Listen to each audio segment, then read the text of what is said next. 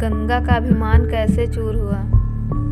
भगवान शिव की कथा, आइए जानते हैं इस कथा के माध्यम से। महाराज सगर के 8000 पुत्र कपिल मुनि की क्रोध अग्नि से भस्म हो गए थे। बहुत दिनों बाद सगर के वंश में उत्पन्न राजर्षि दिलीप के पुत्र महाभाग भागीरथ ने गोकर्ण तीर्थ में 1000 वर्ष तक कठिन तपस्या कर ब्रह्मा जी को प्रसन्न किया था। वे प्रसन्न होकर वर देने के लिए देवताओं को साथ लेकर महात्मा भागीरथ के पास आए और वह वर मांगने के लिए कहने लगे।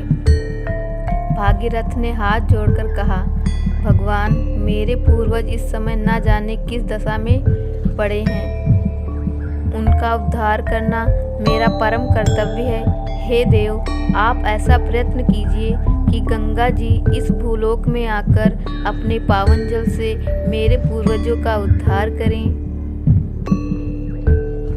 ब्रह्मा जी ने कहा, मैं गंगा जी को तो भूलोक में भेज दूंगा, पर उनके प्रवाह को रोकने की शक्ति पृथ्वी में नहीं है। इसके लिए दया सिंधु भगवान शिव जब तक कृपा नहीं करेंगे तब तक कार्य सिद्ध नहीं होगा। वे ही गंगा के प्रवाह के वेग को रोक सकते हैं। इसीलिए हे भागीरथ, तुम उनकी आराधना करो। ब्रह्मा जी के उपदेश के अनुसार भागीरथ ने शिव जी की आराधना प्रारंभ कर दी। वे अन्न जल का परित्याग कर पैर के एक अंगूठे पर खड़े होकर 1 वर्ष तक भगवान शिव का ध्यान करते रहे। उनकी अनन्य शरणागति से प्रसन्न होकर भगवान उमापति प्रकट होकर बोले, नरश्रेष्ठ, मैं तुम्हारी तपस्या से प्रसन्न हूँ। मैं गिरिराज कुमारी गंगा देवी को अपने मस्तक पर धारण कर तुम्हारा प्रिय कार्य करूँगा। भगवती गंगा को अपने वेग का बड़ा गर्व था। इससे उन्होंने शिव जी को बहाते हुए पाताल में प्रवेश कर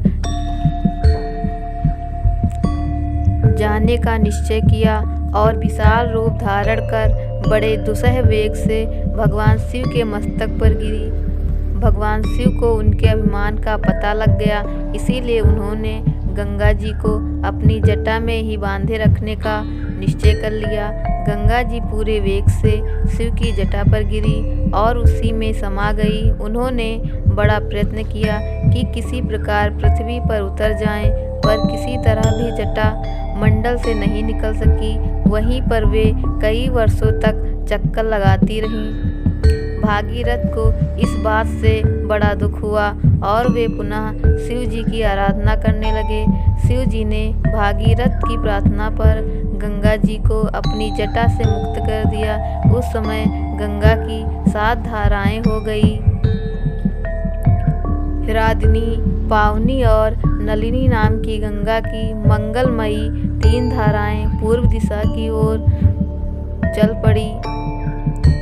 सीता और सिंधु नाम की 3 धाराएं पश्चिम दिशा को प्रवाहित हुई और 7वीं धारा के रूप में पतित भगवती गंगा महाराज भागीरथ के रथ के पीछे चली। उनके